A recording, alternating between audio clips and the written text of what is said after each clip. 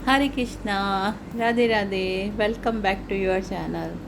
आज हम आगे के श्लोकों का पठन करेंगे। तो इसमें ठाकुर जी ने कहा, कर्मजम बुद्धि युक्ताम ही फलम तव तत्या मनीषिण जन्म बंध विनिमुक्त पदम गच्छन नायम। क्योंकि समबुद्धि में युक्त ज्ञानी जन कर्म से उत्पन्न होने वाले फल को त्याग कर जन्म रूप बंधन से मुक्त हो निर्विकार परम पद को प्राप्त हो जाते हैं। तो हमारे ठाकुर जी इसमें कह रहे हैं कि आपको कल बताया था ना, समबुद्धि योग जो सुख दुख शोक हर्ष भय और खुशहालता में एक जैसा हो, उसका बुद्धि समत्व को प्राप्त हो जाती है, समबुद्धि योग हो जाता है। ऐसे ज्ञानी जन जो समबुद्धि योग से युक्त हैं, कर्मों से उत्पन्न होने वाले फल को त्याग कर, जो आपको कर्म भी बताए थे ना कि उनका जब हम अच्छा कर्म करें तो हमें इसके अच्छे फल की अपेक्षा होती है, और जब बुरा कर्म करते हैं तो डर लगता है कि इसका कुछ गलत परिणाम ना हो।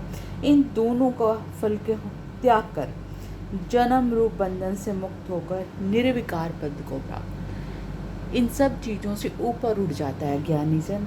और निर्विकार जहाँ पे कोई विकार नहीं है, परम पद है जो सभी पदों से श्रेष्ठ पद है, उनको प्राप्त हो जाते हैं। यदा ते मोह कलेलाम बुद्धि व्यर्त्यारे शांति तथा गतांसी निर्वेदा श्रोतव्य श्रुतस्य च। जिस काल में तेरी बुद्धि मोह रूप दलदल को बलि बांधी पार कर जाएगी, उस समय तू सुने हुए और सुनने में आने इस श्लोक और परलोक संबंधी सभी भोगों से वैराग्य को प्राप्त हो जाएगा।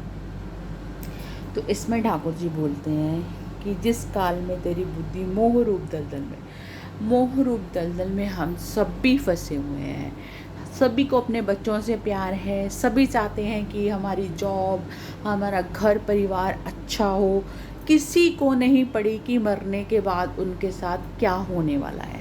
सभी इसी दलदल में पड़े हुए हैं। जो लोग गीता जी का पठन कर रहे हैं, जो ठाकुर जी की सेवा कर रहे हैं, उन लोगों को थोड़ा थोड़ा ज्ञान है कि हमें इस मोह रूपी दलदल से निकलना है, अदरवाइज़ किसी को नहीं है। हर कोई भगवान की पूजा इसीलिए करता है कि उसको धन की प्राप्ति हो जाए, अच्छा स्वास्थ्य मिल जाए, बेटा बेटी सुखी रहे, घर में कोई कष्ट रोग बीमारी हारी कुछ ना आए।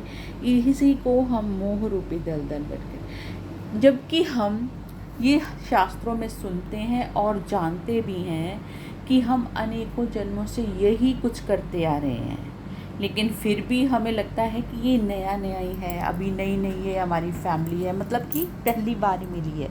पीछे जो हुआ किसी को याद है क्या? कोई पिछले जन्मों को याद कर सकता है? या याद भी किसी को क्यों होएगा? क्योंकि हमारे पे माया उसके ऊपर पर्दा डाल देती है। लेकिन हमारे शास्त्र हमें बताते हैं कि हम अनेक बार ऐसे जन्म ले चुके हैं, ऐसे ही हमारा परिवार, सगे संबंधी, और हमें हर चीज़ की इस मोह रूपी दलदल में हम हर जन्म में फंस चुके हैं। ये कोई हमारे लिए नया नहीं है। तो ठाकुर जी कहते हैं जब समत्व बुद्धि योग प्राप्त हो जाएगा तो तेरी बुद्धि इस मोह रूपी दलदल से निकल जाएगी। ये कोई विरला ज्ञानी ही इससे निकल पाता है, जो बहुत प्रयत्न करके समझता है कि हाँ मुझे इस दलदल से निकलना है।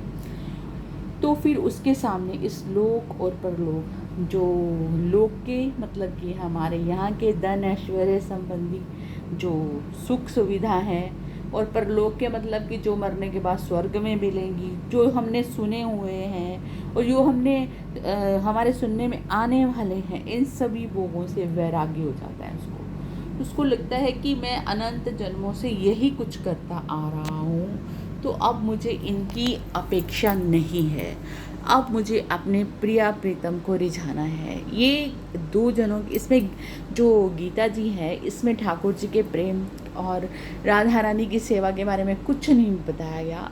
इसमें परम पद को, सिद्धांत की चर्चा करी गई है।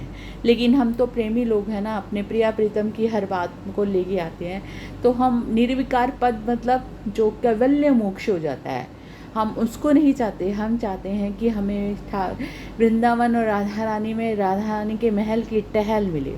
तो हम इसलिए उसको सेवा प्राप्त करते हैं की बात करते हैं। लेकिन इसमें तो बताया कि उनको वैराग्य हो जाता है और वो इन सब चीज़ों से मुक्त होकर कैवल्य पद को प्राप्त कर लेता है। तो इस प्रकार ठाकुर जी दलदल से निकलने के बाद जो एक ज्ञानी की दशा होती है समर्थ बुद्धि योग वाले की, उसका वर्णन कर रहे थे। तो अभी समय हो गया है, तो रात को 9:30 बजे फिर मिलते हैं। राधे राधे।